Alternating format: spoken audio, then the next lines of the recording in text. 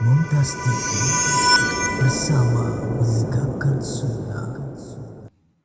Alhamdulillah Rabbil Alamin. Segala puji bagi Allah Jalla Jalaluh, Tuhan semesta alam.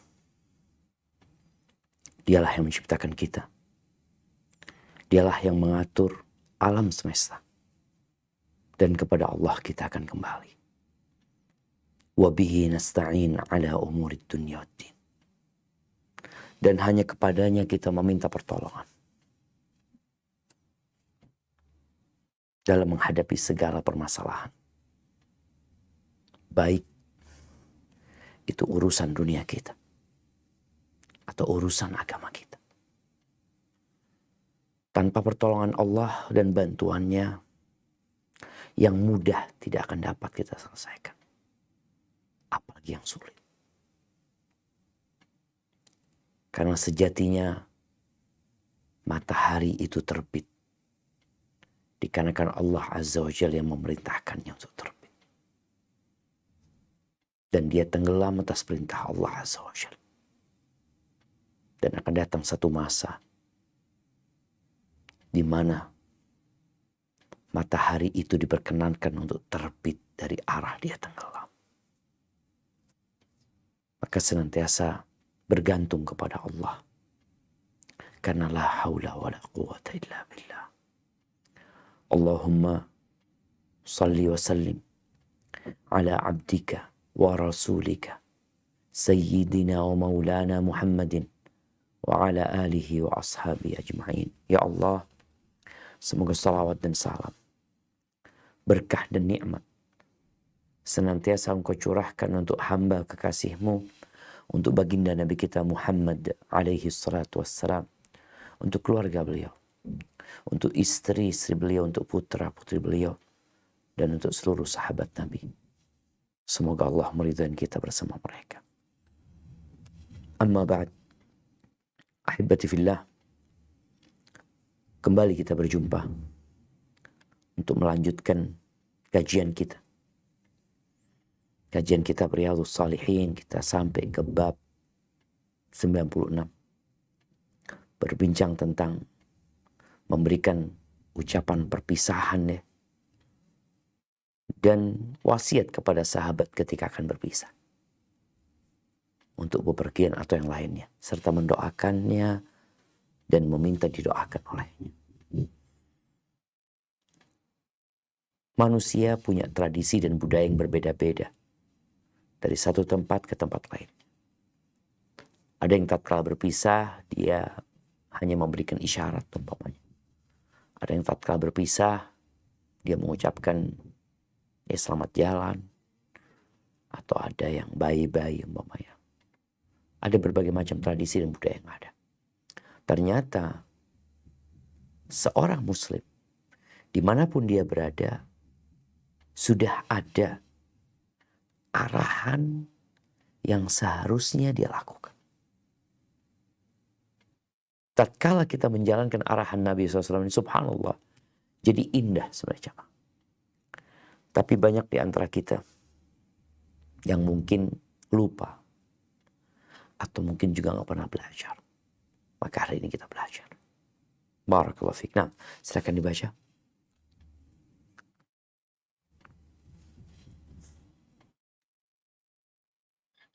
Bismillah, hadis nomor 712. Faminha hadisu Zaid bin Arqam radhiyallahu anhu alladhi sabaqa fi babi ikrami ahli baiti Rasulillah sallallahu alaihi wasallam. Qala qama Rasulullah sallallahu alaihi wasallam fina khatiban fahamidallaha wa asna alaihi wa'adha wa dhakkara summa qala amma ba'du ala ayyuhan nasu innama ana basyarun yushiku ayyatiya rasulu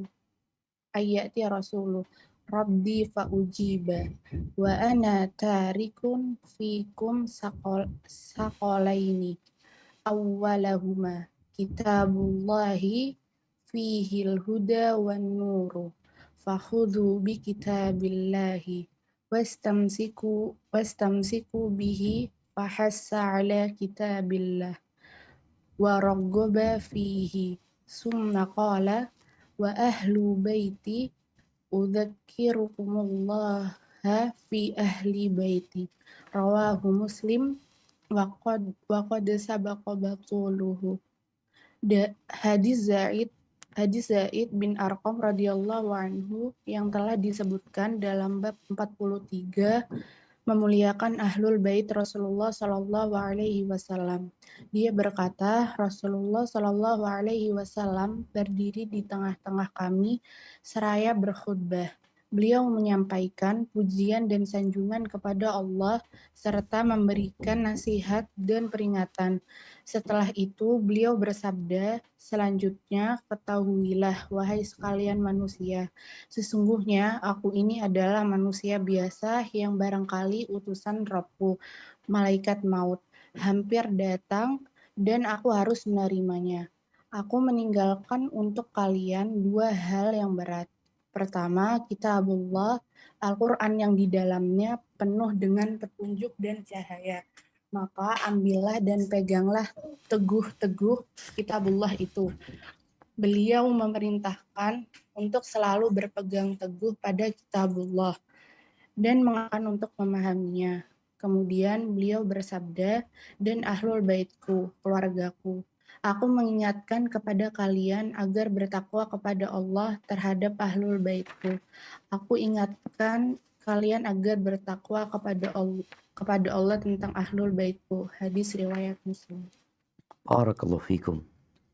Nah, hadis Zaid bin Arqam radhiyallahu ta'ala anhu ini sudah pernah dibahas ya. Disebutkan di bab 43 tentang memuliakan ahlu baiti Rasulullah SAW. Dan ini merupakan akidah ahli sunnah wal jamaah. Di mana kita sebagai seorang muslim diperintahkan untuk mencintai keluarga Rasul SAW, memuliakan mereka. Sebagaimana kita diperintahkan pula untuk mencintai dan memuliakan para sahabat Nabi. Dalam hadis ini tampak sekali bagaimana pesan Rasul Sallallahu Alaihi Wasallam, wasiat beliau kepada para sahabatnya di saat beliau hendak meninggalkan mereka. Biasanya orang tua apabila hendak pergi jauh meninggalkan keluarganya, yang entah kapan dia akan kembali, nggak tahu umpamanya. Baik dia pergi untuk bekerja, merantau ke tempat yang jauh, atau dalam rangka melanjutkan studinya, atau hal-hal lain. Apa yang seharusnya diwasiatkan? Di sini Nabi SAW menjelaskan kepada para sahabatnya tentang kondisi beliau, bahwa beliau boleh jadi nggak lama lagi hidup di dunia. Beliau sedang menanti datangnya malaikat pencabut nyawa. Dan kita pun sama sebenarnya. Semua sedang menanti datangnya malaikat pencabut nyawa. Hanya saja bedanya dengan Rasul SAW, beliau itu tidak bakal mati kecuali kasih pilihan terlebih dahulu. Sedangkan kita tidak. Kematian akan datang tiba-tiba tanpa ada muqaddimah sebelumnya. Maka Nabi SAW menjelaskan kepada para sahabat apa wasiat beliau, kepada para sahabatnya. Maka beliau sebutkan yang pertama adalah kitabullah. Ya, itu yang seharusnya kita berpegang teguh dengannya.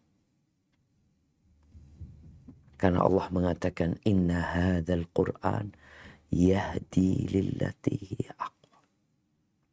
Al-Quran ini memberikan petunjuk kepada jalan yang paling lurus. Itu Quran. Barang siapa yang berpegang teguh dengannya, dia akan selamat dan tidak akan tersesat.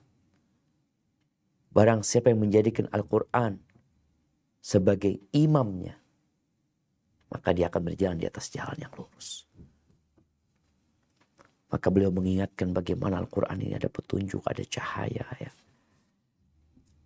Lalu beliau mengingatkan para sahabatnya agar berpegang teguh dengannya. Memotivasi mereka. Lalu beliau mengingatkan para sahabat agar mereka bertakwa kepada Allah dalam urusan keluarga Nabi alaihi salatu wassalam ya. Karena mungkin ada orang-orang yang memuliakan orang lain di saat orang itu hidup.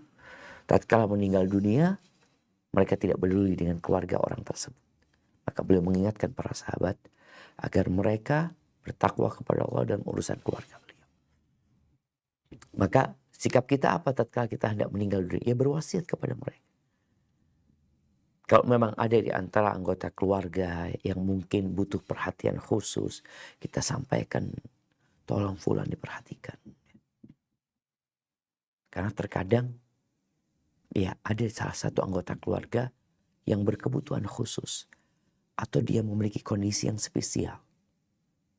Sehingga kadang-kala kita perlu mengingatkan mereka. Setelah kita mengingatkan mereka agar bertakwa kepada Allah SWT. Jadi bukan hanya urusan dunia, tapi urusan kebaikan yang mereka butuhkan di dunia ini. Sampai kelak ajal menjemput mereka juga. Barakallahu fiik. Nah, dilanjutkan. Hadis nomor 713. Bismillahirrahmanirrahim.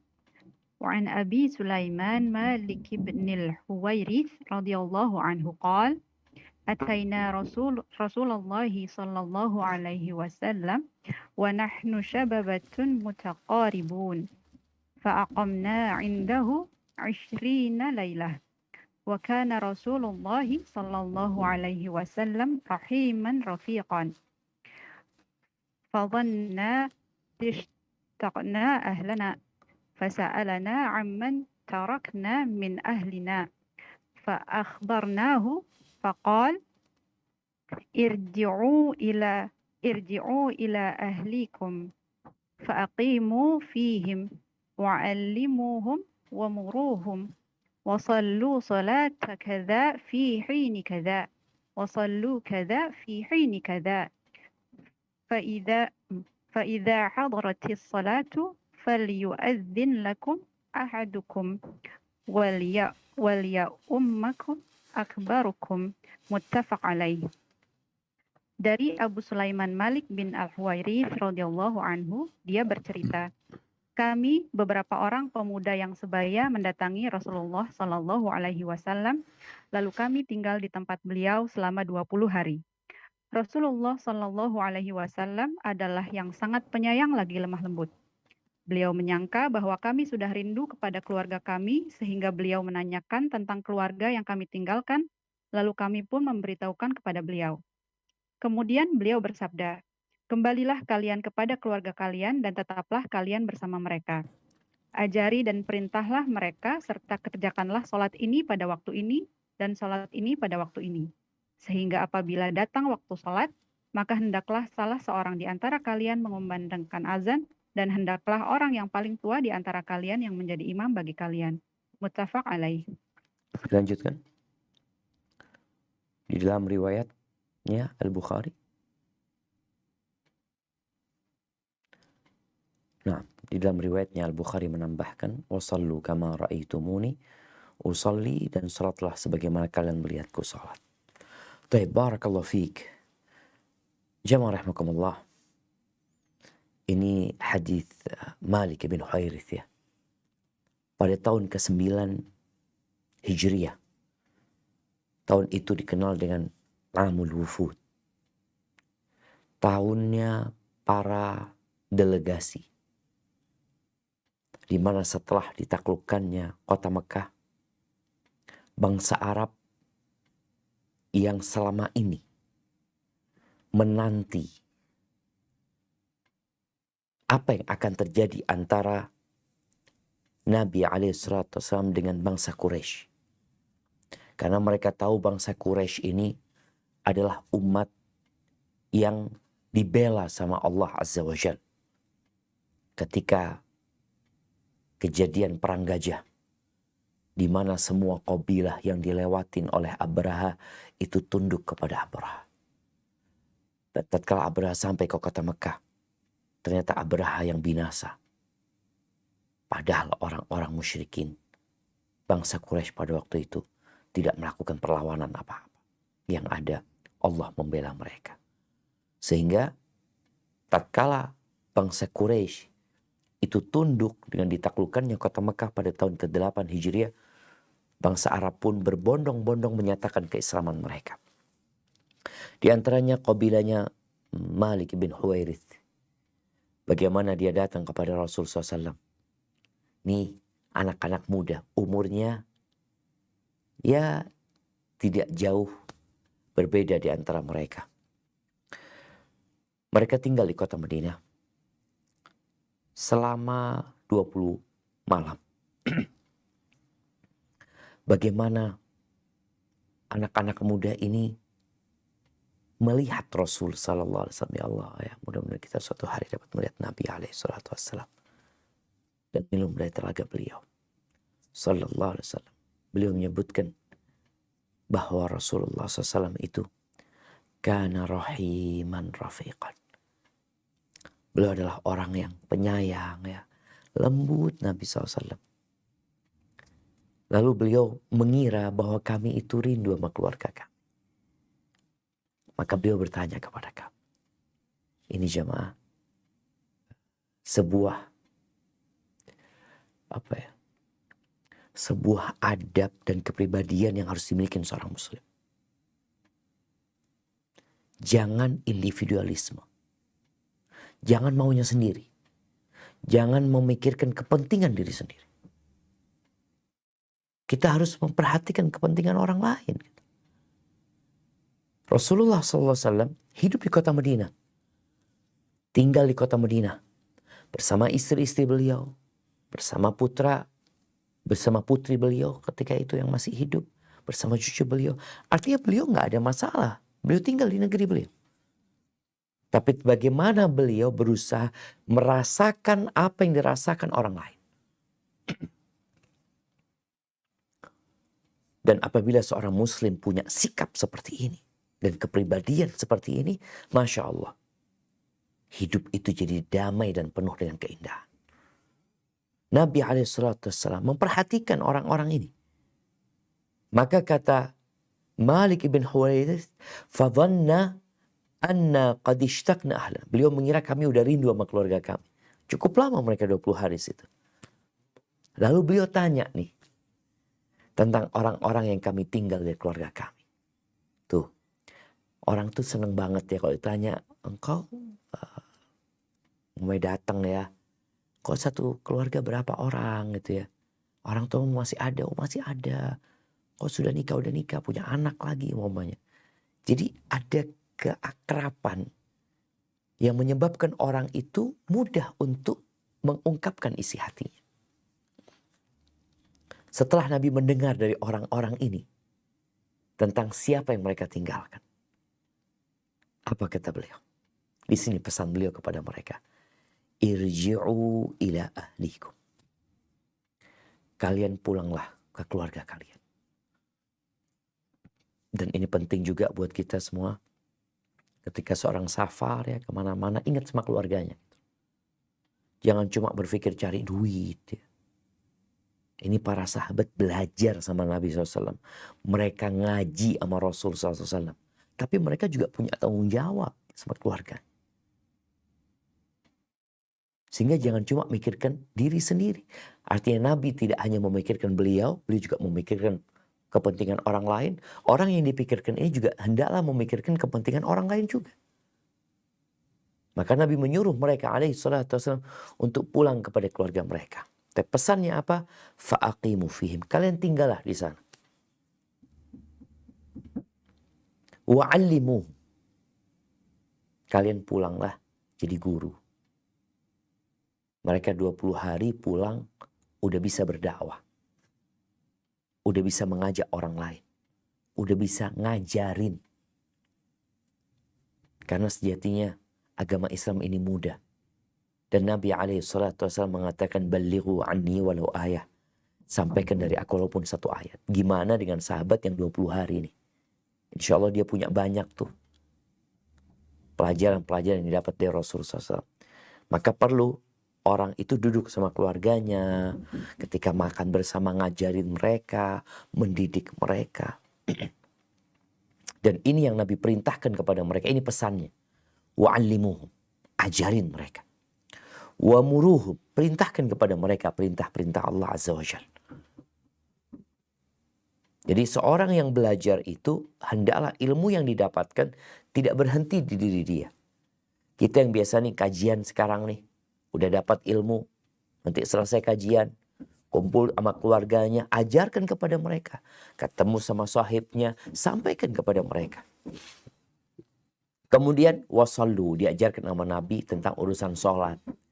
Sholat itu waktunya kapan, berapa rakaat, sholat ini, sholat subuh kapan, sholat zuhur kapan, asar kapan, maghrib kapan, isya. Diingatkan. Mereka sudah hidup di kota Madinah, mereka melihat adzan dikumandangkan, mereka sholat. Nanti adzan lagi, mereka sholat lagi selama 20 hari. Maka Nabi SAW mengajarkan kepada mereka tentang kapan sebenarnya waktu sholat itu. Fa'idha hadratis sholat, apabila masuk waktu sholat, ini ditunjukkan bahwasanya ketika masuk waktu sholat, hendaklah seorang di antara kalian adzan ya. Karena adzan ini fardu kifayah, kalau sudah ada yang adzan, yang lainnya nggak perlu. Satu cukup adzan di antara kalian. Kemudian, wal ya ummakum akbarukum. Hendaklah yang jadi imam yang paling tua di antara kalian. Kok bisa jamaah? Bukankah di hadis lainnya yang jadi imam itu adalah yang paling banyak hafalan Qur'annya? Para ulama menjelaskan. Karena mereka ini belajarnya bareng. Artinya secara keilmuan mereka itu kurang lebih rata lah. Ketika mereka sama-sama ilmunya, maka harus ada keistimewaan lain yang dimiliki orang yang jadi imam. Maka Nabi SAW menjelaskan kepada mereka yang jadi imam yang paling tua di antara kalian. Setelah ilmunya sama semua, bacaan Qur'annya sama, yang paling tua. Itu yang Nabi pesankan kepada mereka. Dan di riwayat Imam Bukhari disebutkan, sholatlah kalian sebagaimana kalian melihat aku sholat. Artinya selama 20 hari mereka melihat bagaimana Nabi SAW sholat. Ya seperti itulah kita sholat jamaah. Jadi langsung dari praktek. Bukan dari teori yang dikatakan takbirnya seperti ini ya, rukuknya seperti ini. Enggak, Nabi SAW tidak mengajarkan kepada mereka itu. Tapi beliau hanya berpesan kepada mereka, sholatlah kalian sebagaimana kalian melihat aku sholat. Ya seperti itu sholat. Ini pesannya. Jadi tatkala kita melepaskan anak kita mungkin untuk sekolah, untuk bekerja, sampaikan kepada dia pesan-pesan yang harus dia bawa. Dengan harapan ya dia bisa menjaga hal itu. Barakallahu fiik. Nah, dilanjutkan.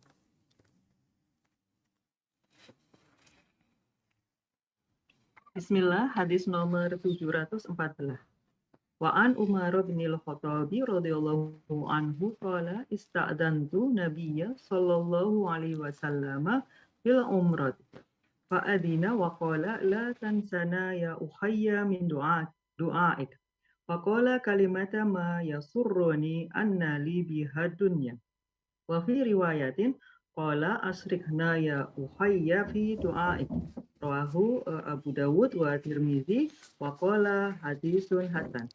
Dari Umar bin Al-Khattab radhiyallahu an, dia berkata, aku pernah meminta izin kepada Nabi Shallallahu alaihi wasallam untuk melaksanakan umrah. Maka beliau pun mengizinkan seraya bersabda, jangan lupakan kami wahai saudaraku dalam doamu. Dengan demikian beliau telah mengatakan satu kalimat yang lebih menyenangkan diriku daripada mendapatkan kekayaan dunia. Dan dalam sebuah riwayat disebutkan beliau bersabda, sertakan kami wahai saudaraku dalam doamu. Diriwayatkan Abu Dawud dan At-Tirmidzi. At-Tirmidzi mengatakan hadis hasan. Barakallahu fiik. Iya, hadis Umar bin Khattab radhiyallahu taala anhu nomor 714 ini diperselisihkan kesahihannya. Tapi lebih kuat hadis ini dhaif. Di mana disebutkan dalam hadis ini bahwa Umar meminta izin kepada Nabi SAW untuk berangkat umrah, dikasih izin dan Nabi meminta kepada Umar untuk tidak melupakan beliau dalam doanya. Karena orang yang berangkat umrah ini, dia berangkat menjumpai atau mendatangi panggilan Allah Azza wa Jal. Dia melaksanakan sebuah ibadah yang sangat agung. Yang Allah katakan wa atimmul hajja wal umrata lillah. Sehingga harapannya doa dia dikabulkan, dia berada di tempat-tempat yang mustajab ya. Sehingga kita lihat banyak di antara kita kalau ada orang berangkat umroh itu titip doa. Tapi hadis ini dhaif. Apa sebenarnya hukum meminta doa kepada orang lain? Jumhurul ulama berpendapat bahwa meminta doa kepada orang lain itu boleh, nggak apa-apa. Berdasarkan dalil yang banyak. Itu jumhur. Walaupun ada yang berpendapat lebih baik tidak. Artinya yang pertama hadis ini dhaif ya. Lebih baik tidak. Tapi dalam kondisi tertentu yang ada masalah. Bukan, kita nggak boleh menjadikannya sebuah kebiasaan. Kalau engkau hendak berdoa, minta sama Allah SWT gitu. Nggak ada penghalang antara engkau dengan Allah Azza wa Jalla. Artinya nggak perlu adanya perantara antara engkau dengan Allah Azza wa Jalla. Allah mengatakan, Udu'uni astajib lakum. Mintalah kepada aku, pasti aku kabulkan. Jadi, di antara dalil yang menyebutkan bahwasanya diperbolehkannya berdoa, meminta doa kepada orang lain adalah firman Allah yang di surat Yusuf ya. Di ayat 97. Di mana Allah menyebutkan, Qalu ya abana astaghfir lana dhunubana. Inna kunna khati'in. Ketika anak-anak Nabi Ya'qub berkata, wahai ayahanda kami, mohonkan ampun buat kami. Dari dosa-dosa kami, sesungguhnya kami adalah orang-orang yang salah. Kemudian hadis Uwais Al-Qarni ya, di mana Nabi SAW mengatakan kepada Umar bin Khattab, fa in istata'ta an yastaghfira laka faf'al.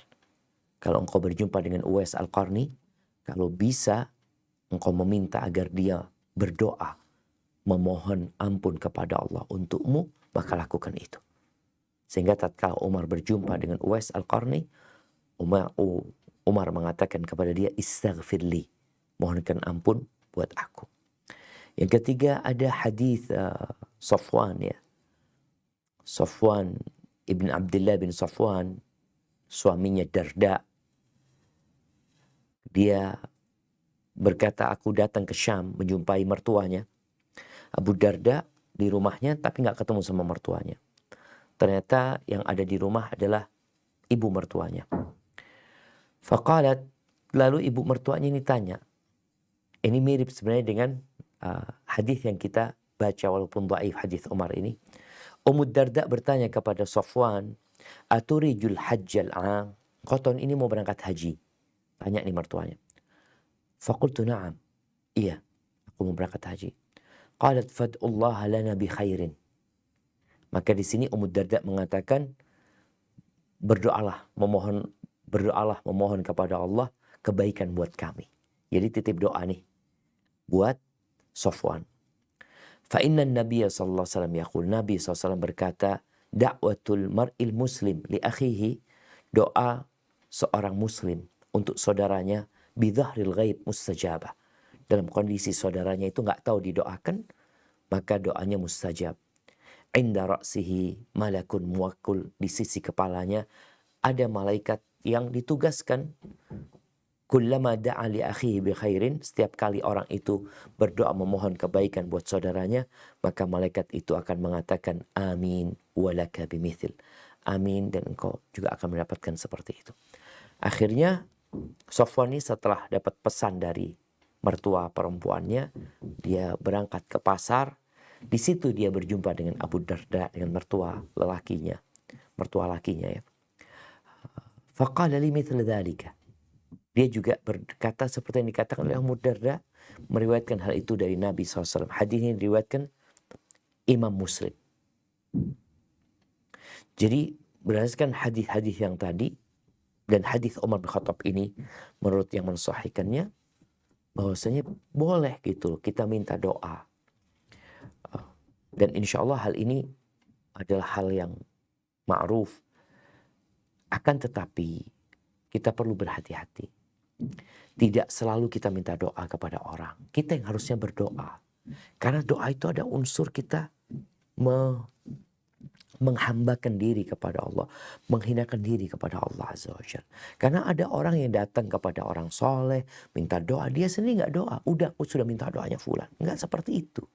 Kita yang disuruh berdoa. Bukan kita minta orang mendoakan kita. Boleh kita minta doa, tapi kita yang harus banyak-banyak berdoa memohon kepada Allah Azza wa Jalla. Bahkan bagaimana Nabi SAW mengatakan a'jazun nas man ajiza anid du'a. Orang yang paling lemah adalah orang yang tidak dapat berdoa. Maka buat seorang muslim, hendaklah dia berusaha untuk berdoa, mendoakan orang lain tanpa diminta. Tapi boleh-boleh saja dia meminta doa orang yang diharapkan. Ya, doa orang itu dikabulkan sama Allah Azza wa Jalla. Jadi kalau kita ketemu orang yang mau berangkat umrah, mau berangkat haji, boleh kita minta doa itu. Bukan berdasarkan hadis Umar ya, karena hadisnya dhaif. Tapi tadi praktek dari bagaimana Ummu Darda dan Abu Darda ya, meminta doa menantunya ketika hendak berangkat haji. Syekh bin Utsaimin rahimahullah ta'ala, beliau menjelaskan berkaitan dengan meminta doa ini, ada yang meminta doa untuk kebutuhan umat Islam secara umum, bukan kebutuhan pribadi dia. Seperti kita kisah sahabat yang meminta agar Nabi SAW meminta diturunkannya hujan ya, itu untuk maslahat orang banyak ya, bukan maslahat pribadi. Jadi tatkala kita meminta orang untuk mendoakan kita, apabila itu masalah pribadi, hendaklah kita sendiri yang berdoa terlebih dahulu. Dan niatkan tatkala kita meminta dia berdoa ya agar dia juga dapat pahala dengan memohon kepada Allah Azza wa Jal. Bukan akhirnya orang itu nanti bisa jadi congkak, angko, doaku mustajab, orang banyak minta doaku ya, hati-hati dari yang seperti itu. Hadza wallahu a'lam bishawab. Tapi yang jelas ada sebagian ulama yang mengatakan bukan nggak boleh ya, tapi khilaf aula, itu lebih baik ditinggalkan. Lebih baik kita yang berdoa minta kepada Allah secara langsung. Hadza wallahu a'lam bishawab. Nah, lanjutkan. Bismillahirrahmanirrahim. Hadis nomor 715. Wa'an Salim bin Abdullah bin Umar anna Abdullah bin Umar radhiyallahu anhuma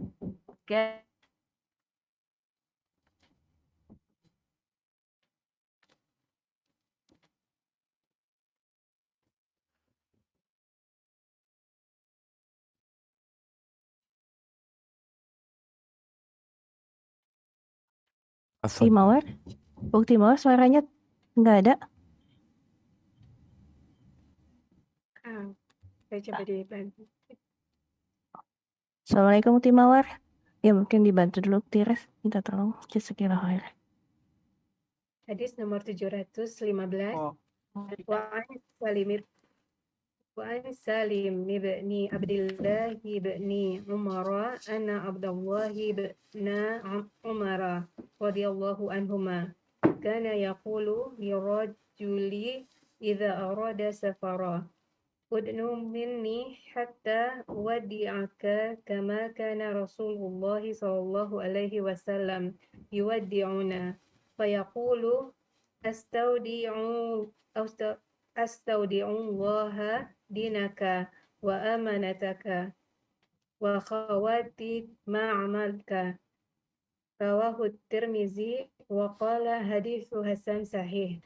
Dari Salim bin Abdullah bin Umar bahwasanya Abdullah bin Umar radhiyallahu anhuma pernah berkata kepada seorang yang hendak melakukan perjalanan, "Mendekatlah kepadaku sehingga aku bisa mengucapkan selamat jalan kepadamu sebagaimana Rasulullah Shallallahu Alaihi Wasallam dahulu pernah mengucapkan selamat jalan kepada kami, di mana beliau bersabda, aku menitipkan agama, amanat dan penutup amal perbuatanmu kepada Allah." Diriwayatkan oleh At-Tirmizi dan dia mengatakan hadis ini hasan sahih. Barakallahu fikum. Subhanallah jamaah. Kita lihat ya bagaimana para sahabat Nabi tatkala mereka mendapatkan pelajaran dari Nabi SAW, mereka akan ajarkan kepada generasi selanjutnya. Ini cerita cucunya Umar bin Khattab ya, Salim bin Abdullah bin Umar. dia mengatakan bahwasanya bapaknya, yaitu Abdullah bin Umar radhiyallahu anhuma, apabila ada orang yang hendak safar jamaah, orang hendak melakukan perjalanan, maka dia akan memanggil orang itu untuk mendekat kepadanya. Disebutkan dalam riwayat lainnya, akhadha biyadihi, dipegang tangannya. Jadi kalau di riwayat ini katakan udnu minni, mendekatlah engkau kepada aku. Di riwayat ini katakan dipegang tangannya. Dipegang tangannya. Kemudian beliau mengatakan hatta uwaddi'aka makana Rasulullah sallallahu alaihi wasallam yuwaddi'una. Agar aku bisa mengucapkan selamat jalan ya kepadamu sebagaimana Nabi SAW dahulu pernah melakukan itu kepada kami. Fayaqul, lalu beliau mengatakan astaudi'ullah dinak. Aku, yakni kalau bicara astaudi'ullah ini artinya di sini diterjemahkan aku menitipkan agama, aku menitipkan kepada Allah agamamu. Jadi aku menitipkan kepada Allah ini, aku memohon kepada Allah Azza wa Jal agar menjaga agama. Kenapa yang pertama adalah agama? Orang yang melakukan perjalanan itu, sejatinya dia akan mengalami banyak kesulitan. Sehingga kita lihat ada banyak dispensasi, rukhsah yang diberikan kepada seorang musafir. Ketika dia berpuasa, dia boleh untuk berbuka. Kalau bicara sholat, bagaimana sholatnya itu dikosor dan dijamak juga. Bagaimana ada kemudahan bagi dia untuk mengusap di atas khufnya, kos kaki juga selama 3 hari 3 malam.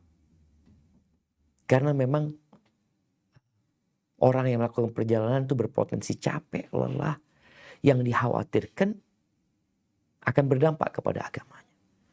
Kemudian hal lain, seorang musafir itu ketika dia jauh dari negerinya, jauh dari orang-orang yang dia kenal, ajakan setan untuk berbuat buruk itu terkadang lebih kuat. Sehingga kita lihat banyak orang itu gak mencuri di kampungnya, tidak berzina di kampungnya, tapi di tempat lain dia melakukan itu. Maka yang pertama dititipkan adalah dinan, agama. Ya Allah, mudah-mudahan agamanya dijaga. Jadi kalau bicara musibah terbesar itu adalah musibah tatkala menimpa agama. Maka berapa banyak yang orang ketika melakukan perjalanan musafir di tempat itu dia jadi orang gak benar. Walaupun nanti ketika pulang kampung jadi dia orang baik lagi ya. Maka ini subhanallah benar-benar ucapan perpisahan yang sangat dibutuhkan. Astaudi'ullah dinak. Yang pertama dititipkan adalah agama. Yang kedua, wa amanataka. Yang kedua amanah. Biasanya orang itu ya karena kondisi tertentu dia jadi gak amanah. Maka dititipkan amanah. Ingat yang pertama hilang dari umat ini amanah. Yang terakhir hilang itu sholat. Maka Nabi SAW berpesan agar orang ini dijaga sama Allah melaksanakan amanahnya. Dia apabila sebagai seorang anak, sebagai seorang bapak, sebagai seorang suami, seorang istri apapun. Agar dia menjaga amanah tersebut. Yang telah diberikan kepada dia. Yang terakhir, wa khawatima amali. Yaitu penutup amal perbuatan. Karena Nabi SAW pernah bersabda, innamal a'mal bil khawatim. Amalan itu tergantung penutupnya. Nih, didoakan supaya agamanya terjaga. Didoakan agar tidak berkhianat, agar dia, Allah menjaga amanah dia. Dan agar penutup amalannya itu baik. Karena kalau ada orang soleh, jemaah orang baik, tapi di akhir hayatnya kemudian dia melakukan perbuatan dosa dan mati dalam kondisi berbuat dosa itu, jadi su'ul khatimah. Dan ini sebuah, ingat, ucapan perpisahan yang agung. Tatkala orang itu pergi, kita ucapkan hal ini. Astaghfirullah dinak. Nggak harus pakai bahasa Arab ya, sekali lagi. Boleh kita yang nggak hafal pakai bahasa Indonesia. Aku titipkan kepada Allah ya, agamamu, amanahmu, dan penutup-penutup amalan. Dititipkan kepada Allah Azza wa Jalla. Karena kalau dia hidup sama kita, kumpul sama kita, khususnya orang-orang yang dekat sama kita, umpamanya jamaah ya, yang kita kenal mereka, ya kita bisa ngelihat gitu loh. Kita bisa negur dia kalau dia salah. Kita bisa mengingatkan dia kalau dia lupa. Tapi ketika dia merantau, ketika dia safar, pergi meninggalkan kita, kita nggak ngelihat. Maka benar-benar seorang hamba itu menitipkan mereka kepada Allah Azza wa Jalla. Fallahu khairun hafidhan wa huwa arhamur rahimin. Allah itu sebaik-baiknya penjaga. Dan dia adalah yang pengasih di antara yang mengasihi. Ini berkaitan dengan doa ya, hadis ini bersama jalan yang banyak itu dihukumin sahih. Baik, dilanjutkan.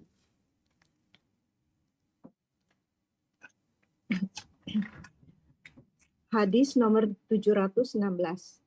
Bismillahirrahmanirrahim. Wa an Abdillah bin Yazid al-Khatmi sahabi radhiyallahu anhu qala kana Rasulullah sallallahu alaihi wasallam idza arada ayyuwaddi al-jaisha qala astaudi'ullaha dinakum wa amanatakum wa khawatima a'malikum. Hadithu sahih rawahu Abu Dawud wa ghairuhu bi sanad sahih. Bi isnadi sahih. Dari Abdullah bin Yazid al-Khatmi, seorang sahabat Nabi radhiyallahu anhu, dia berkata, jika Rasulullah Shallallahu Alaihi Wasallam hendak mengucapkan selamat jalan kepada pasukan, maka beliau bersabda, aku titipkan agama, amanat, dan penutup amal perbuatan kalian kepada Allah. Hadis sahih yang diriwayatkan oleh Abu Dawud dan lainnya dengan sanad yang sahih. Subhanallah jamaah ya. Kalau tadi hadis Abdullah bin Umar itu perorangan ya, yang hendak berpisah dengan dia. Kalau di hadis Abdullah bin Yazid al-Khatmi ini dalam jumlah yang besar, Nabi berpesan kepada mereka. Menitipkan apa? Astaudi'ullah dinakum. Agama. Sekali lagi, agama ini pegangan hidup kita. Oleh karena itu musuh-musuh Islam yang ada di puncaknya adalah iblis ya, bersama bala tentaranya. Itu berusaha untuk merusak agama seseorang. Maka nilai-nilai agamanya dianggap tidak penting. Ada yang berpendapat agama itu memecah belah. Agama ini pegangan. Nabi SAW berdoa, Allahumma aslih li dini alladhi huwa ismatu amri. Ya Allah, perbaiki buat aku agamaku yang merupakan pedoman hidupku. Peganganku yang menyelamatkan aku. Itu agama. Dunia dan akhirat. Engkau kalau berpegang teguh dengan agama, di dunia engkau akan jadi orang mulia. Di akhirat engkau akan jadi orang yang berbahagia dan masuk surga. Maka yang pertama beliau titipkan lagi agama. Jangan main-main urusan agama ini. Yang kedua amanah. Apalagi ini pasukan perang. Mereka harus jaga amanah. Dalam peperangan itu ada kode etik yang harus dijaga. Mereka ada mungkin juga muamalah. Ya. Maka Nabi menitipkan amanah mereka kepada Allah Azza wa Jalla. Agar mereka senantiasa sadar diawasin sama Allah Subhanahu wa Ta'ala. Wa khawati ma'amalikum. Sama dengan hadis sebelumnya, yaitu penutup amal perbuatan kalian. Dititipkan kepada siapa? Kepada Allah Azza wa Jal. Karena Allah lah yang bisa menjaga mereka. Barakallahu fiik. Nah, lanjutkan hadis yang terakhir dalam bab ini. Bismillah. Hadis nomor 717. Wa an Anasin radhiyallahu anhu qala ja'a rajulun ila nabiyyi sallallahu alaihi wasallam faqala ya Rasulullah inni uridu safara fazawidni faqala zawadakallahu taqwa qala zidni qala wa ghafara dzambaka qala zidni qala wa yassara lakal khaira haitsu ma kunta. Rawahu Tirmizi wa qala hadits hasan. Dari Anas radhiyallahu anhu dia berkata, ada seseorang yang datang kepada Nabi Shallallahu alaihi wasallam seraya berkata, wahai Rasulullah, sesungguhnya aku ingin melakukan perjalanan. Karenanya bekalilah aku. Maka beliau berkata, mudah-mudahan Allah membekali dirimu dengan takwa. Dia berkata lagi, tambahilah untukku. Beliau bersabda, mudah-mudahan Allah mengampuni dosamu. Dan dia berkata lagi, tambahilah untukku. Beliau bersabda, dan mudah-mudahan Allah memudahkan kebaikan bagimu dimanapun kamu berada. Diriwayatkan oleh At-Tirmizi dan dia mengatakan hadis ini hasan. Subhanallah jemaah, para sahabat Nabi itu semangat sekali mereka untuk meminta arahan dari Nabi SAW. Sehingga mereka tatkala hendak melakukan perjalanan, mereka datang kepada Nabi SAW. Seperti yang diriwayatkan Anas bin Malik ini. Dia mengatakan, ya Rasulullah, inni uridu safar. Aku mau melakukan perjalanan. Fazawidni, kasih aku bekal. Boleh jadi dia minta doa kepada Nabi SAW. Bekalnya itu apalah? Pengarahan, pencerahan, atau doa. Dia minta sama Nabi SAW. Maka Nabi SAW mengatakan, zawadakallahu taqwa. Ini ucapan Nabi kepada beliau. Mudah-mudahan Allah membekali dirimu dengan takwa. Takwa itu tentunya dengan makna yang luas, yang melaksanakan perintah Allah dan menjauhi larangan. Dan Allah mengatakan, وَتَزَوَّدُوا فَإِنَّ خَيْرَ الزَّادِ التَّقْوَى. Dan kalian berbekallah, cari bekal kalian. Sebaik-baiknya bekal adalah takwa. Maka Nabi SAW mendoakan orang ini dengan yang pertama, zawadakallahu taqwa. Semoga Allah membekalimu dengan ketakwaan. Orang kalau bertakwa kepada Allah, urusannya Allah mudahkan. Yang bertakwa kepada Allah, ya Allah akan kasih rezeki dari arah yang tidak disangka-sangka. Lalu sahabat ini minta tambahan lagi. Yang kedua ya. Wa ghafara dzambak. Semoga Allah mengampuni dosa-dosa. Menutupi kemaksiatan. Dijauhin dari maksiat-maksiat dia. Jadi doa yang agung.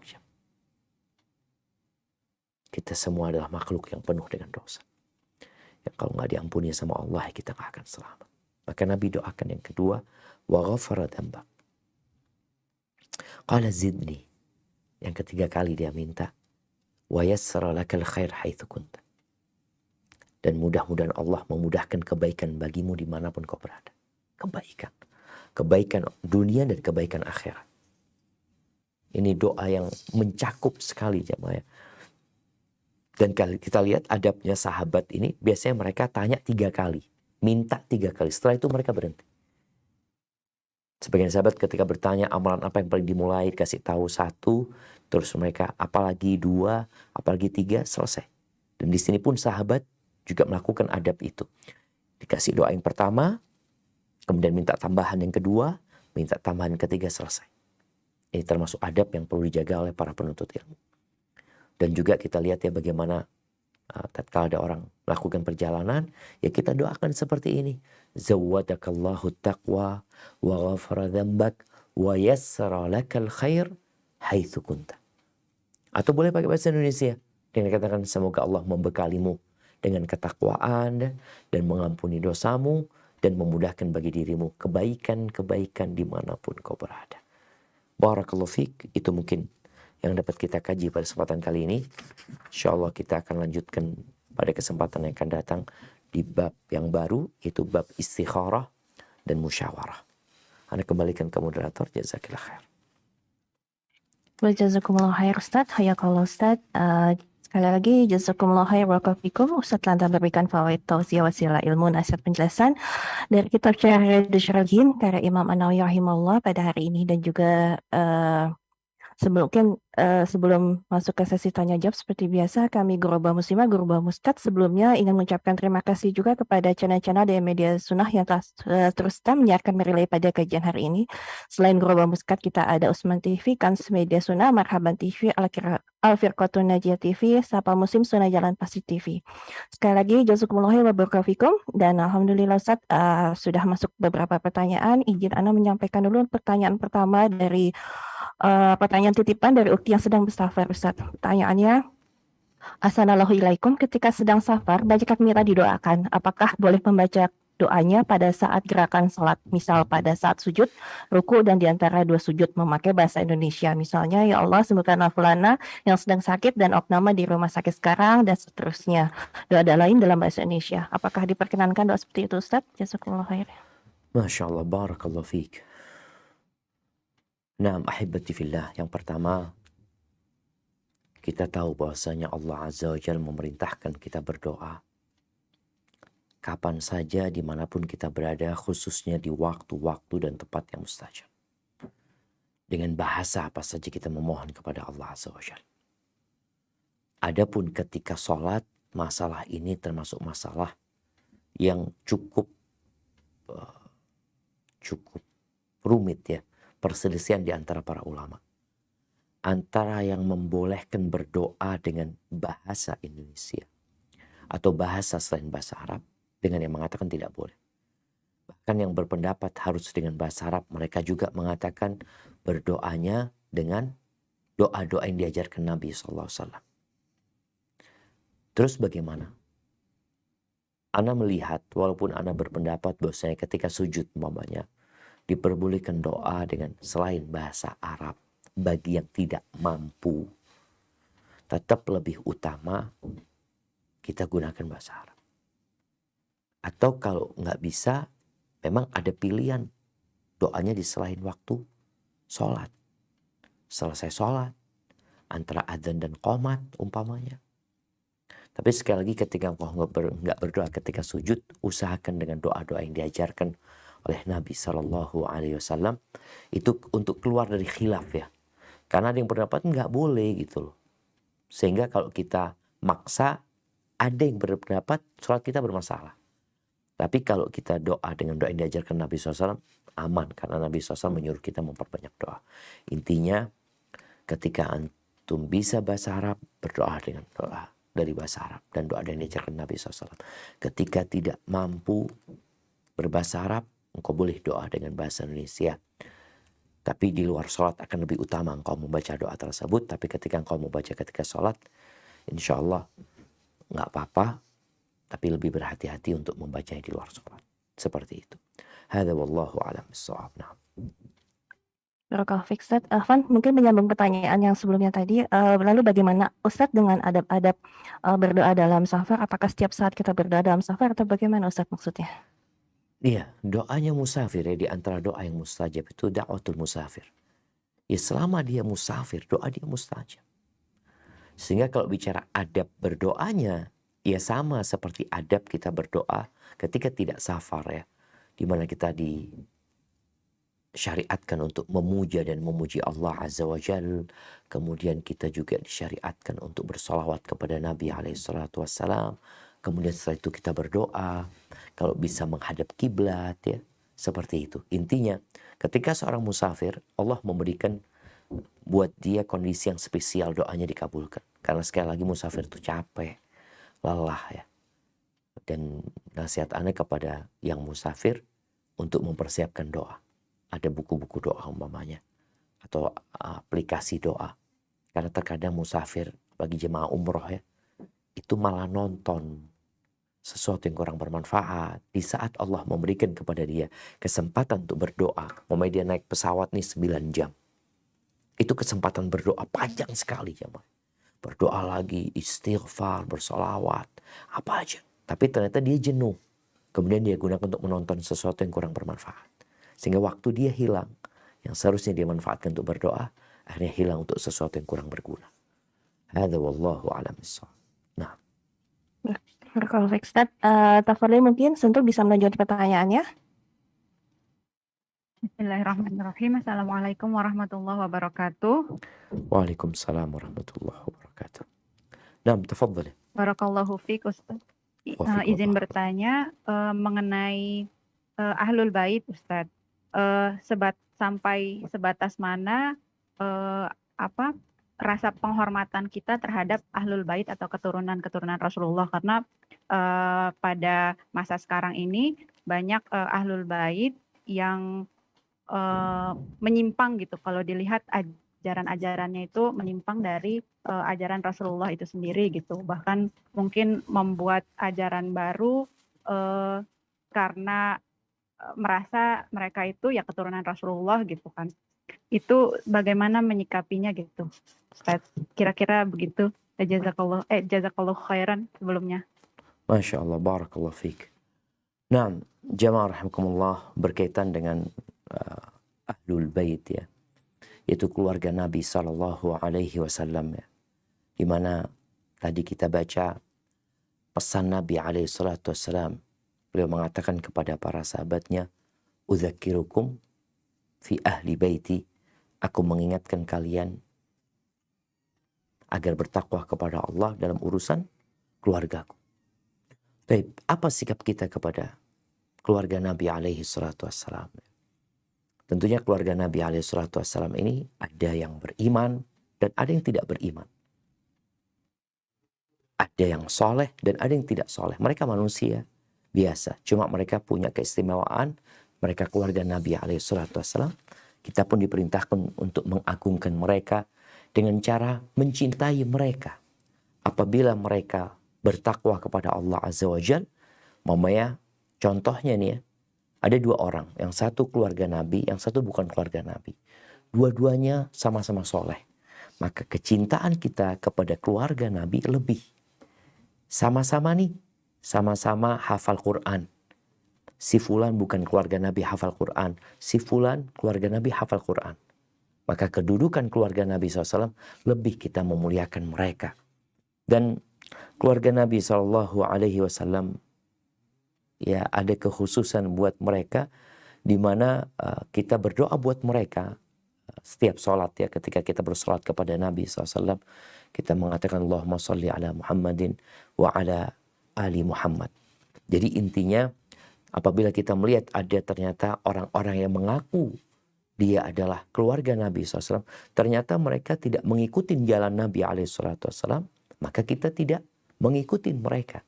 Tapi kita doakan mereka semoga mereka mendapatkan hidayah dari Allah Subhanahu wa Ta'ala.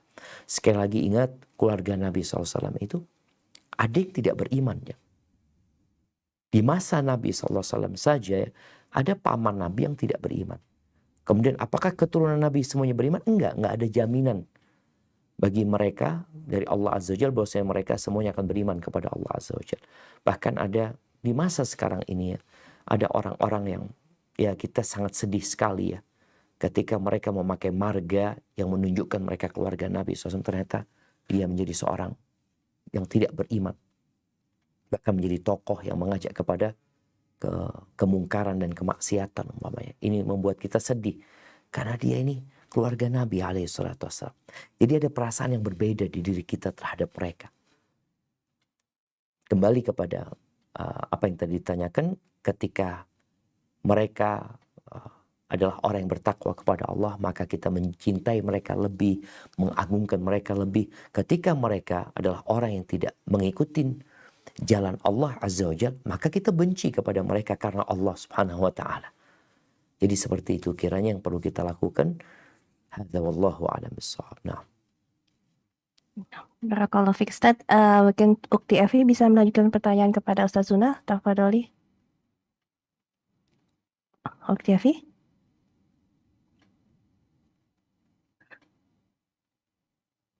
Assalamualaikum warahmatullahi wabarakatuh, Ustadz. Waalaikumsalam warahmatullahi wabarakatuh. Ini ada sedikit pertanyaan, Ustadz, ada titipan. Izin bertanya, di komplek kami tinggal ada masjid walau tidak dipakai untuk sholat Jumat, hanya untuk sholat wajib saja. Dan ada musola yang kebetulan musola ini lebih dekat dari rumah kami tinggal dan teman-teman. Sebelumnya saya dan teman-teman sholat wajib di masjid, memang jaraknya lebih jauh sedikit daripada ke musola. Tapi baru-baru ini teman-teman lebih memilih musola untuk sholat 5 waktu dengan alasan lebih dekat dari rumah karena kalau ke masjid kadang macet dan sering ketinggalan untuk berjamaah. Saya sampai sekarang masih memilih ke masjid. Pertanyaannya, bagaimana Ustadz, bagaimana baiknya tetap sholat di masjid atau boleh bergabung di musola, dan apakah pahalanya sama sholat di masjid atau di musola? Mohon pencerahannya dan nasihatnya Ustaz. Jazakallahu khair. Barakallahu fiik. Masya Allah, barakallahu fiik. Ya, ahibati fillah, yang pertama, kalau bicara masjid dan musola ini, ada masjid keluarga. Masjid keluarga ini yang ya hanya untuk keluarga. Kadang-kala kita bikin di rumah kita musola, ya, musola keluarga, orang-orang di rumah sholatnya di situ, itu pun bisa disebut masjid sebenarnya, masjid rumah gitu ya. Seperti itu, hukumnya berbeda dengan hukum masjid yang untuk umum. Adapun kalau tadi yang disebutkan, sebenarnya dua-duanya masjid, musola itu pun masjid atau masjid yang disebutkan tadi masjid. Hanya saja masjid itu belum tentu untuk sholat Jumat. Biasanya yang untuk sholat Jumat itu di setiap kampung dahulunya itu cuma satu masjid. Di setiap kampung ada masjid, tapi di kampung-kampung itu kalau sholat Jumat di satu masjid ya. Itu yang terjadi di masa Nabi SAW seperti itu. Berkaitan dengan mana yang lebih utama, sebenarnya bicara keutamaan ini ada banyak sisi. Tapi yang jelas, keutamaan ibadah itu sendiri, zat ibadah itu sendiri lebih utama untuk diperhatikan daripada keutamaan tempat. Contohnya ya, ini masjid ya, masjid ini jaraknya jauh. Kita tahu ketika jaraknya lebih jauh, langkah kita akan lebih banyak dicatat di sana. Tapi jadi masalah di sana nggak khusyuk gitu loh sholatnya. Imamnya cepat, umpamanya seperti itu. Sedangkan di musola ini alhamdulillah sholatnya lebih khusyuk, lebih nikmat di sana. Maka kita lebih mementingkan kekhusyuan ibadah itu. Artinya zat ibadah itu sendiri daripada masalah tempat dan waktu umpamanya. Maka kalau dikatakan mana yang lebih utama, tadi dikatakan ternyata masjid ini jauh ya. Engkau butuh kendaraan, kadang-kala macet. Seperti itu. Maka silahkan kau sholat di musola, nggak ada masalah sebenarnya. Apalagi musola itu memang musola milik warga setempat ya. Dan mereka memakmurkannya. Jadi insya Allah nggak ada masalah. Sesekali engkau mau berangkat ke masjid silahkan. Tapi engkau mau memakmurkan musola tersebut, insya Allah itu menjadi hal yang baik pula. Demi untuk menghidupkan musola yang ada. Hadza wallahu a'lam bishawab. Barakallahu fiik Ustaz. Sebelumnya kami ingatkan untuk bagi jamaah Zoom yang mau bertanya secara langsung bisa mendrop terlebih dahulu pertanyaan intinya kepada host atau co-host yang bertugas. Di sini co-host ada Ukti Evi, Ukti Ras, dan Ukti Kurnia. Jazakumullah khair barakallahu fikum. Tafadhol, mungkin Ukti Kurnia bisa bertanya langsung kepada Ustaz Zuna. Bismillah. Assalamualaikum warahmatullahi wabarakatuh, Ustaz. Waalaikumsalam warahmatullahi wabarakatuh. Izin bertanya Ustadz, dari salah satu jamaah Zoom yang bertanya seperti ini, di lingkungan Ana masih ada kebiasaan meminta doa ke Habib atau ke seseorang yang dianggap punya kemampuan lebih dalam melihat sesuatu hal.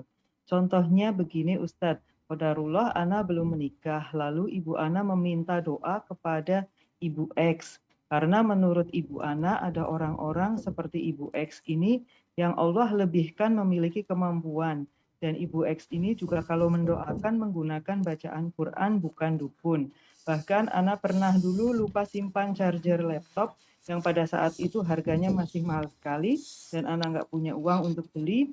Dan subhanallah ketika Ibu Ana nanya ke Ibu X ini, beliau tahu ada di mana charger laptop Ana dan benar lokasinya.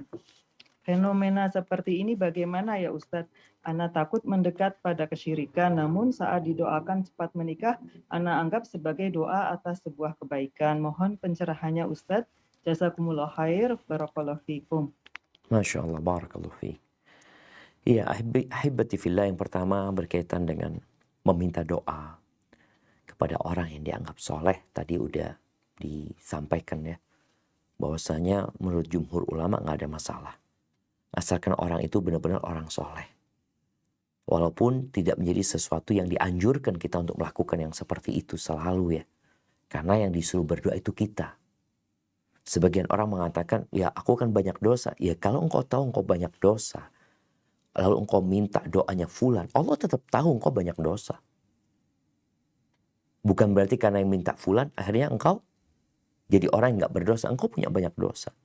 Maka hendaklah engkau memperbaiki diri dengan memohon ampun kepada Allah Azza wa Jalla. Dan engkau berdoa meminta sendiri kepada Allah. Allah tuh suka. Yang dikhawatirkan tadi, engkau minta doanya fulan dan engkau tidak berdoa. Engkau sendiri gak berdoa minta sama Allah. Udah, Anda sudah minta doa sama fulan gitu. Padahal yang diperintahkan engkau adalah engkau yang berdoa memohon kepada Allah Azza wa Jalla. Berkaitan dengan fenomena yang ada, kalau betul orang itu orang yang soleh ya, dan kita minta doa orang itu, tapi kita harus berhati-hati. Kalau tadi dikatakan ternyata orang itu kok seakan-akan tahu dengan barang-barang yang hilang ya, di mana tempatnya. Yang ditakutkan ya dia punya jin ya, dia punya hubungan dengan jin. Itu yang dikhawatirkan. Kalau tadi tanya di mana laptopnya, charger laptopnya, ternyata dikasih tahu di tempat fulan ya. Ini dikhawatirkan dia termasuk orang yang punya muamalat dengan jin. Tapi sekali lagi, kalau meminta doa yang kita lihat orang itu orang yang soleh, maka insya Allah nggak apa-apa, asalkan tidak dijadikan sebuah kebiasaan yang membuat kita akhirnya tidak berdoa memohon kepada Allah Azza wa Jalla.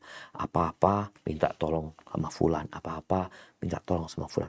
Kok engkau nggak minta sama Allah secara langsung? Kenapa? Ada apa dengan engkau? Jadi seperti itu. Wallahu a'lam bishawab. Barakallahu fiik Ustaz.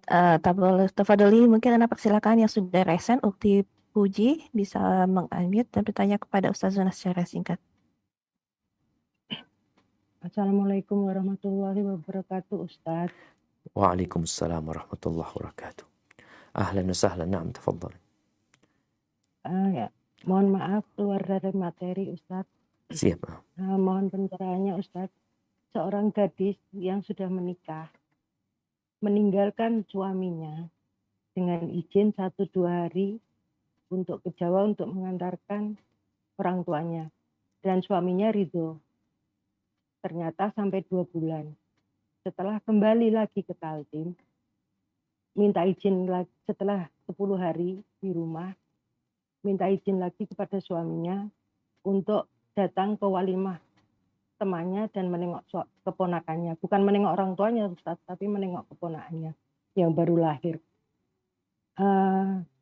Itu safar sorangan Ustaz, dalam kilometernya jauh, beda kabupaten. Yang ditempuh waktu sampai 10 jam.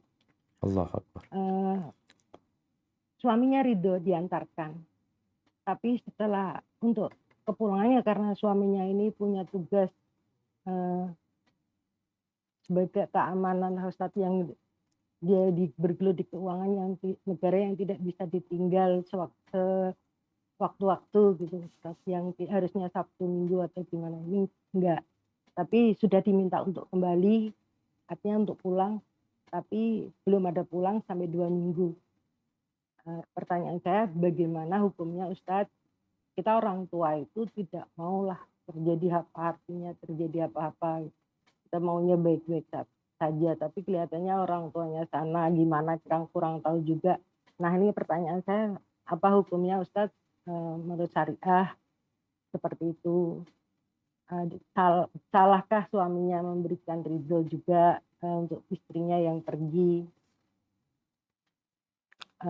Mohon pencerahannya Nah, Ustaz. Jazakallah khairan. Assalamualaikum warahmatullahi wabarakatuh. waalaikumsalam warahmatullahi wabarakatuh. Ya ahibati fillah, Allah Azza wa Jal mengangkat laki-laki sebagai pemimpin atas wanita. Ar-rijalu qawwamuna 'alan nisa. Di mana tugas seorang suami itu bukan hanya mencukupi kebutuhan istri, anak-anak dari sisi sandang, pangan, dan papan. Tapi dia juga punya kewajiban untuk mendidik istrinya, mengajarkan kepada dia nilai-nilai Islam, ya, melarang dia dari melakukan perbuatan-perbuatan yang tidak baik. Ini seakan-akan lihat pertanyaan ini pertanyaan orang tuanya dengan kondisi anaknya, anak laki-laki. Kalau dikatakan apakah ya Allah engkau tadi dikatakan izin ngantarkan orang tua kemudian 2 bulan, ya. Sang suami ridho, yaitu kembali kepada suami ketika engkau ridho. Posisinya dia sebagai seorang suami. Yang kedua, kalau tadi dikatakan ternyata istrinya pergi lagi, izin lagi umpamanya untuk menengok keponakannya dengan melakukan safar tanpa mahram, ini bermasalah kalau dari sisi pandangan syariat. Dia melakukan safar tanpa mahram. Dan seharusnya seorang suami tegas, ya. Seorang suami itu tegas. Katakan kepada istrinya jangan gitu loh. Nanti kalau ada waktu kita baru berkunjung ke sana. Jadi intinya masalahnya di diri suami gitu loh. Suaminya ini tahu nggak dengan hukum-hukum Allah Azza wa Jalla? Itu boleh atau tidak boleh? Apabila dia melakukan tadi sesuatu yang diperbolehkan dalam agama, maka sang suami ridho nggak ada masalah. Tapi kalau ternyata yang melakukan istri sesuatu yang seharusnya tidak dilakukan dan suami meridhokan, maka Allah akan murka gitu loh. Jadi intinya kalau Anda lihat bagaimana orang tua menyuruh anak laki-lakinya belajar agama. Agar dia ngerti apa yang menjadi kewajiban dia sebagai seorang suami. Sehingga nanti dia bisa memberikan arahan kepada istri.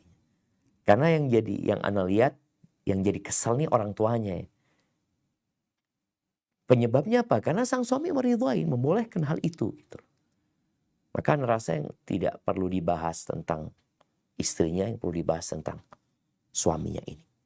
Agar dia benar-benar menjadi seorang suami yang bertanggung jawab, yang bertakwa kepada Allah Azza wa Jalla. Dan dia tahu apa kewajiban dia, bukan sekedar memberikan sandang, pangan, dan papan. Tapi dia juga punya kewajiban memberi pendidikan yang baik kepada istrinya.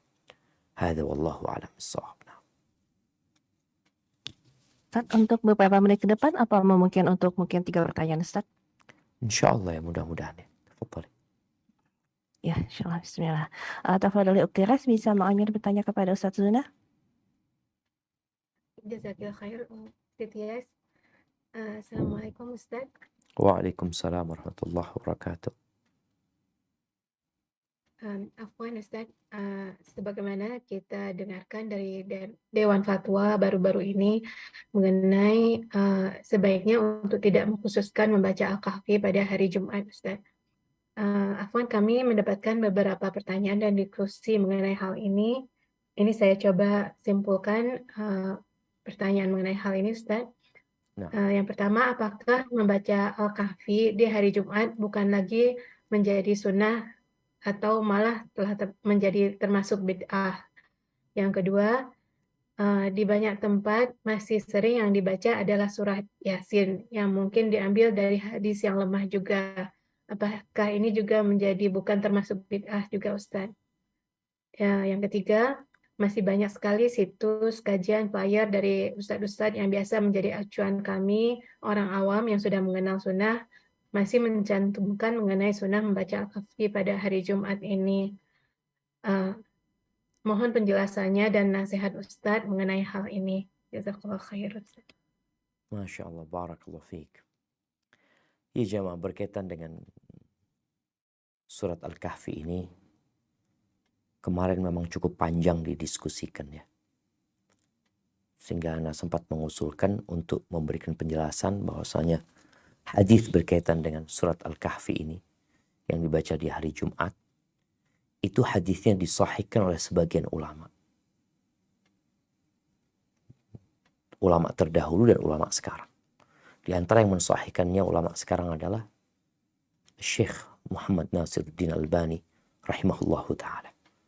Sehingga tatkala seorang orang awam ya, yang orang awam ini agamanya kan agama ulama mereka. Ketika mereka bertanya, mereka dikasih penjelasan tentang sunnahnya membaca surat Al-Kahfi berdasarkan hadis yang diriwayatkan oleh para ulama di kitab-kitab mereka, dan orang awam ini melakukan nggak ada masalah. Karena dia mendapatkan bimbingan itu dari orang yang alim dan dia percaya. Serta orang itu bukan orang yang tidak mengikuti sunnah. Dia adalah orang yang semangat untuk mengikuti sunnah dan berusaha untuk menjalankan sunnah tersebut. Jadi buat orang yang seperti itu silahkan, nggak ada masalah dia tetap membaca surat Al-Kahfi. Tapi karena pembahasan ini terus ya dinamis ya dibahas lagi oleh para ulama ya, kemudian ada yang menyimpulkan ternyata hadisnya dhaif ya buat mereka, maka akhirnya mereka berpendapat bahwasanya hadis yang berkaitan dengan keutamaan surat Al-Kahfi dibaca hari Jumat itu mereka anggap tidak sahih sehingga mereka tidak membacanya. Bukan berarti bukan tidak membacanya, tetap dibaca di hari Jumat tapi tidak meyakini tentang keutamaan tersebut. Jadi yang mau baca hari Jumat, jadinya kita mau baca Jumat, malam Jumat, mau hari Kamis, tafadhol dibaca karena surat Kahfi salah satu surat dari Al-Qur'anul Karim. Jadi intinya masalah ini ada khilaf pendapat di antara para ulama. Mereka yang mensahihkan hadis surat Al-Kahfi silahkan dibaca dengan meyakini hal itu. Karena mereka meyakini hadis itu sahih. Mereka yang berpandangan bahwasanya hadisnya tidak sahih, maka bukan berarti mereka tidak membaca di hari Jumat. Silahkan kau membaca di hari Jumat, tapi tanpa ada meyakini keutamaan tersebut. Jadi intinya seperti itu. Ana rasa masalah ini kalau memang tadi masih ada ustadz-ustadz yang berpendapat bahwa hadisnya itu sahih, silahkan, nggak apa-apa. Karena memang ini masalah ijtihadiyah dalam mensahihkan hadis. Ya apakah hadis itu sahih atau tidak. Dan kita lihat masalahnya tidak terlalu berat sebenarnya. Tetap kita dianjurkan membaca Al-Quranul Karim hanya yang berkaitan dengan keyakinan tadi. Meyakini bahwasanya membacanya hanya di hari Jumat saja. Jangan. Silahkan kau baca di hari Kamis juga baca, jangan cuma nunggu hari Jumat ya. Engkau membaca surat Al-Kahfi di waktu lainnya. Kadang-kala ada orang nggak sempat baca hari Jumat, kemudian dia tidak membaca. Engkau bisa baca di hari Sabtu, engkau bisa baca di hari Ahad ya. Intinya bagaimana kita memperbanyak membaca Al-Quranul Karim. Dan Ana sampaikan, silahkan bagi orang-orang awam yang mungkin mereka lebih percaya dengan fatwanya Syekh Albani rahimahullahu ta'ala yang mensahihkan hadis itu, silahkan engkau mengamalkan hal itu. Insya Allah tidak menjadi sebuah hal yang buruk buat engkau. Sebagaimana mereka yang mengkaji lebih dalam lagi dan berpendapat hadis yang tidak sahih, ya silahkan mereka untuk tidak meyakini hal itu. Wallahu a'lam bishawab. Nah. Jazakallah khair Ustaz, semoga dapat dipahami untuk teman-teman yang masih dalam kebingungan insyaallah. Berikutnya mungkin pertanyaan dari Sabiah dari Ayu Ummu Nadia. Assalamualaikum warahmatullahi wabarakatuh. Ustaz, izin bertanya, bagaimana dengan meminta agar didoakan oleh ibu kita, ayah kita? Apakah itu boleh dilakukan dan Gimana? ada keutamaannya kah? Afwan. Dan jika sudah menikah, seorang istri apakah boleh atau lebih utama meminta doa kepada suaminya daripada ke orang tuanya? Syukran jazakallahu khair. Diulangin lagi. Demikian Ustaz pertanyaannya, semoga dapat Diulangin dipahami. lagi. Afwan, diulangi coba pertanyaannya. Pertanyaannya sebenarnya ada dua Ustaz. Bagaimana dengan meminta agar didoakan oleh ibu kita, ayah kita? Apakah ini boleh dilakukan dan keutamaannya itu apa Ustaz? Meminta doa kepada orang tua. Dan jika sudah menikah, apakah istri juga lebih utama meminta doa kepada suami daripada ke orang tuanya Ustaz? Masya Allah, barakallahu fiik. Ya, ini kembali kepada hukum meminta doa kepada orang lain ya. Nggak ada masalah kita meminta doa kepada orang tua kita ya. Apalagi doanya orang tua itu mustajab. Dan sejatinya orang tua itu akan mendoakan anaknya tanpa dipinta. Karena kasih sayang orang tua kepada anaknya itu sesuatu yang sudah tertanam di diri mereka. Ketika sudah menikah, apakah dia minta doa kepada suaminya? Sebenarnya bukan bicara itu suami, tapi bicara kesolehan seseorang. Karena anak nggak tahu ada hadis, anak belum tahu ya, bahwasanya doanya suami itu mustajab, enggak. Tapi yang mustajab adalah doanya orang-orang yang soleh, yang bertakwa kepada Allah Azza wa Jal. Itu yang insya Allah akan lebih dikabulkan sama Allah Azza wa Jal. Kalau suamimu adalah orang yang bertakwa kepada Allah Azza wa Jal, maka nggak apa-apa engkau minta doa dia. Tapi boleh jadi suamimu orang yang jauh dari Allah, boleh jadi nggak peduli dengan halal haram, maka jangan sembarangan minta doa. Tetap kalau bicara orang tua kita pun seperti itu. Ada orang tua yang nggak soleh sebenarnya. Sholat bolong-bolong, masa kita minta doa kepada orang yang seperti itu? Dan kembali jamaah, ingat kita yang seharusnya berdoa memohon kepada Allah Azza wa Jal, bertawassul dengan asma'ullah al-husna, dengan amal soleh kita. Tapi ada kondisi-kondisi kita meminta doa kepada orang yang bertakwa kepada Allah, atau orang yang sedang dalam perjalanan yang penuh dengan ketakwaan. Semoga doanya dikabulkan dengan tetap kita sendiri berdoa memohon kepada Allah. Hadza wallahu a'lam bissawab. Barakallahu fiik, Ustaz. Menjadi pertanyaan terakhir, mungkin Uti Ekvi bisa membacakan, menyampaikan pertanyaannya. Jazakillah khair Uti Tias. Assalamualaikum warahmatullahi wabarakatuh. Ustaz, ini ada titipan pertanyaan dari teman di Roma. Waalaikumsalam warahmatullahi wabarakatuh. Afwan izin bertanya di luar tema. Ana mempunyai adik kandung yang sudah menjanda dengan 2 orang anak. Selama 5 tahun terakhir, alhamdulillah Ana dapat membantu secara maksimal atas izin dari suami. Pertanyaannya, adakah batas kita menghentikan bantuan kepada adik saya yang sampai saat ini tidak ada terlihat keinginan untuk berusaha mandiri? Kami pun sudah membantu dengan memberikan modal untuk usaha, Ustaz. Jazakallah khair, barakallahu fiik, Ustaz. Mohon nasihatnya, Ustaz. Masya Allah, barakallahu fiik. Nah, ahibati fillah.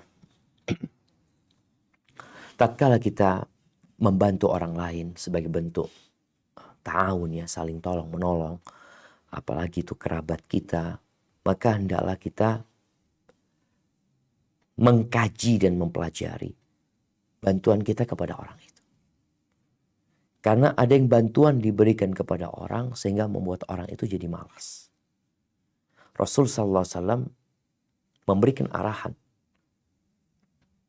kepada para sahabat untuk membantu orang lain. Tapi Nabi SAW juga memberikan arahan kepada orang-orang tersebut agar mereka semangat bekerja dan berusaha. Orang yang gak mampu. Beliau alaihissalatu wassalam mengatakan, la ayyahtatiba ahadukum. Seorang di antara kalian itu mencari kayu bakar, ditaruh di punggungnya, kemudian dia jual, itu lebih baik daripada dia minta-minta. Beliau alaihissalatu wassalam mengatakan, al-yadul ulya khairun minal yadis sufla. Tangan di atas lebih baik daripada tangan di bawah. Jadi bukan sekedar membantu mereka, tapi memotivasi mereka untuk jadi tangan di atas agar mereka tidak malas. Maka lihat, ada keluarga yang membantu keluarganya yang menyebabkan orang itu jadi malas. Kita yang salah akhirnya. Maka Nabi memberikan arahan agar dia kerja. Tadi dikasih modal, ya. Dikasih arahan anak tersebut. Dan ada yang perlu diperhatikan, ya. Di antara kita itu ada orang-orang yang gak bisa dia itu jadi pengusaha. Kita harus sadar. Kalau kita mau merubah dia jadi pengusaha, terkadang butuh pendampingan. Jadi bukan hanya dikasih modal, tapi didampingin. Ini penting sekali. Kalau enggak, dia jiwanya ini pegawai. Ya udah, jadikan dia pegawai. Jadi boleh jadi subhanallah jemaah, kita membantu saudara kita itu dengan memasukkan dia untuk bekerja di tempat orang lain. Jadi pekerja. Dan boleh jadi kita ngomong sama tempat yang dia bekerja, tolong anak ini kerja di tempat antum, anak yang gaji. Jadi sebagai bentuk membantu dia agar dia itu kerja gitu. Kita bisa kasih duit ini sama dia. Tapi terus dia mau kerja apa? Maka lebih baik, ini di antara bentuk kita membantu saudara kita pekerjakan dia di tempat orang dengan kita yang gaji. Supaya dia dapat ilmu di sana, belajar di sana, sehingga nanti dia bisa berusaha. Ini mungkin yang perlu kita lakukan, dan terkadang ada orang-orang yang diputus bantuan kita kepada dia agar dia mandiri. Waqasa liyazdajiru. Wa man yaku haziman falyaqsu ahyanan ala man yarham. Kadang-kadang seorang bersikap keras itu kepada orang yang dia cintai. Dia cinta sama saudara, tapi dia sikapnya keras. Dan seorang yang tegas itu sekali-kali dia harus bertindak tegas atau bertindak keras kepada orang yang dia sayangi. Hadza wallahu a'lam bissawab. Itu mungkin dapat Anda sampaikan. Kurang lebihnya mohon maaf. Wassallallahu ala nabiyyina Muhammadin wa ala alihi washabihi wasallam. Sampai berjumpa kembali. Semoga senantiasa dalam lindungan ilahi. Anda kembalikan ke moderator. Subhanakallah.